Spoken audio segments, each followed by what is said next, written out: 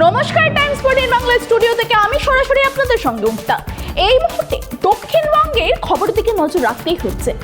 রাজ্যে সরকার বদলের পর শপথের আগেই কি শুরু হয়ে গেল রক্তাক্ত রাজনীতি? উত্তর 24 পরগনা মধ্যমগ্রামের রাতের অন্ধকারে গুলিতে ঝাঁঝরা প্রাক্তন বায়ুসেনা কর্মী চন্দ্রনাথ রথ।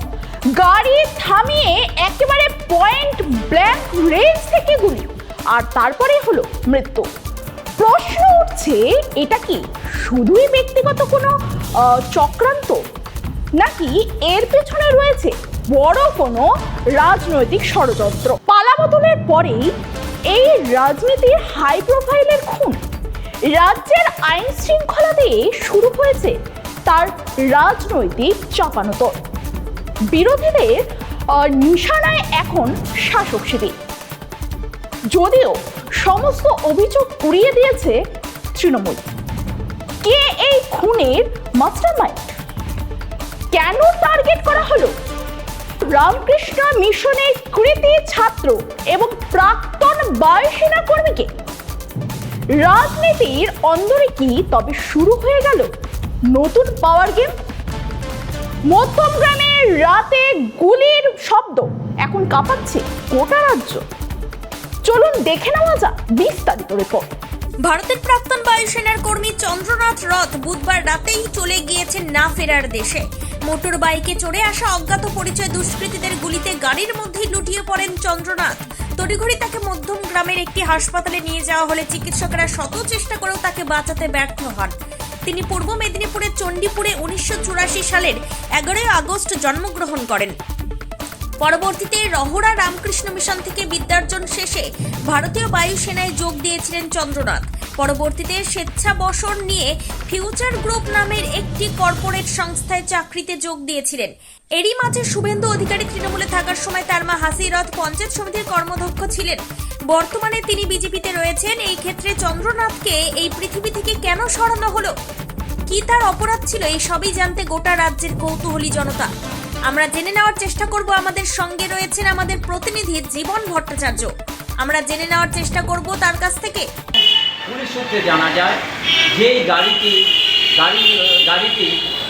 শুভেন্দু অধিকারী আত্মসহায়কের পথ আটকে দাঁড়িয়েছিলেন। সেই গাড়িটি যে নাম্বার প্লেটে দেখা যায়, গাড়িটির নাম্বার প্লেটে দেখা যায় সেটি শিলিগুড়ির গাড়ির একটি নাম্বার প্লেট।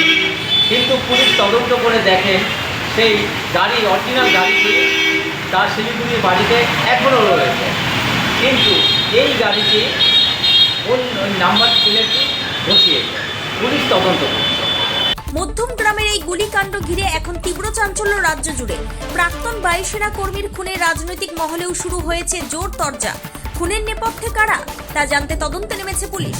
এখন নজর এই হাই প্রোফাইল হত্যাকাণ্ডে উঠে আসে কিনা বড় কোনো চক্রান্তের পর্দাফাঁস। মুখের উজ্জ্বলতা হারিয়ে গেছে, স্পট পড়ে গেছে, ব্রণ ভর্তি, তাই আর দেরি না করে আজই আসুন রায়গঞ্জের চণ্ডীতলায় হেলথ প্লাস মাল্টি স্পেশালিটি ক্লিনিকে এবং এখানে পান অভিজ্ঞ ডাক্তার দ্বারা ফ্রি স্কিন টেস্ট। আরো বিস্তারিত জানতে যোগাযোগ করুন 9674895169 এই নম্বরে।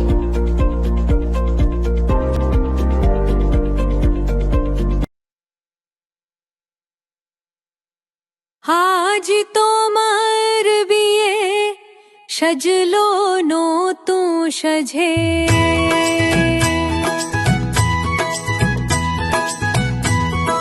সবার মনেতে আনন্দ,